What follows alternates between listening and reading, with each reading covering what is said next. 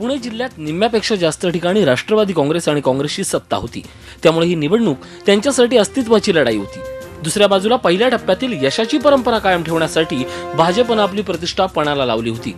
या पार्श्वभूमीवर पुणे जिल्ह्यातल्या 10 नगरपालिकांचे निकाल अनेक अर्थाने वैशिष्ट्यपूर्ण ठरलेत।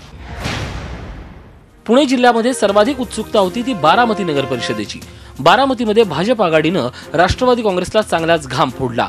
बारामतीतल्या पवारांच्या वर्चस्वाला तडा देत विरोधी आघाडीचे कधी नाही ते 4 उमेदवार निवडून आलेत। जनतेने विश्वास दाखवला आणि प्रेम दाखवला, त्यामुळे करू शकला आणि सर्व खांद्याला खांदा लावून जो मित्र परिवारांनी सहकार्य केलं त्याबद्दल सगळ्यांचे धन्यवाद। त्यांच्या सहकार्यामुळे ही आज लढू शकलो।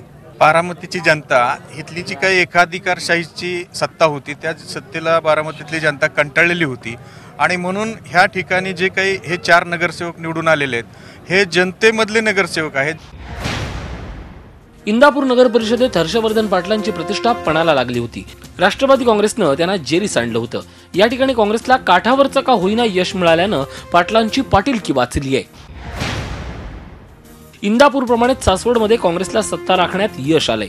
या ठिकाणी काँग्रेस प्रणित आघाडीनं शिवसेना राष्ट्रवादी काँग्रेस आघाडीचा पराभव केलाय। इथे शिवसेनेचे राज्यमंत्री विजय शिवतारे यांची प्रतिष्ठा पणाला लागली होती।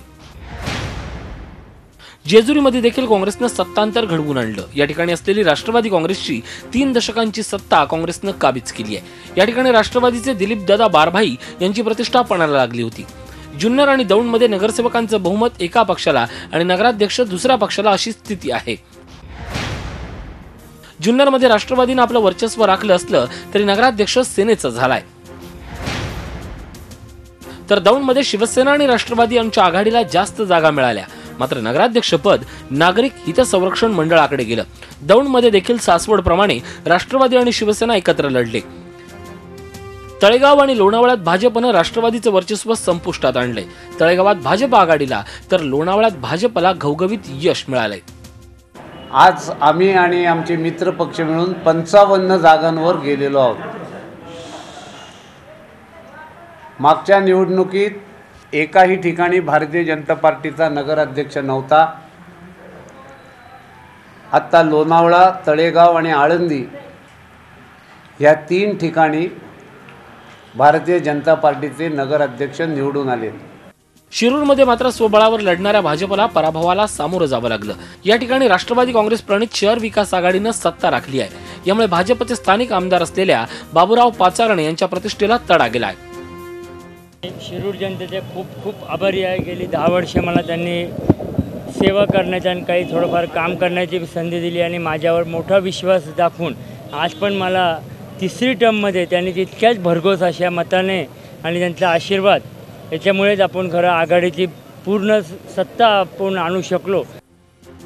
आळंदीमध्ये यापूर्वी शिवसेनेची सत्ता होती, भाजपचं नामो निशाणही नव्हतं। यावेळी मात्र भाजपनं आळंदी नगर परिषदेवर झेंडा फडकवला। त्या बदल्यात शिवसेनेला जुन्नरचं नगराध्यक्ष पडलं हीच एक समाधानाची बाब। असं सगळं असताना भाजपला जुन्नर, जेजुरी, सासवड, इंदापूर आणि दौंड या ठिकाणी खातंही खोलता आलं नाही। ही बाब दुर्लक्षूनही चालणार नाही। या निवडणुकीच्या निमित्तानं राष्ट्रवादीचे नेते अजित पवार बारामतीत तळ ठोकून होते, तर धनंजय मुंडे आदी नेत्यांनी संपूर्ण जिल्ह्यात प्रचाराचा झंझावात उडवला होता। त्याचप्रमाणे भाजपनं देखील मुख्यमंत्र्यांच्या सभा घेण्याबरोबरच नेत्यांची मोठी फळी मैदानात उतरवली होती।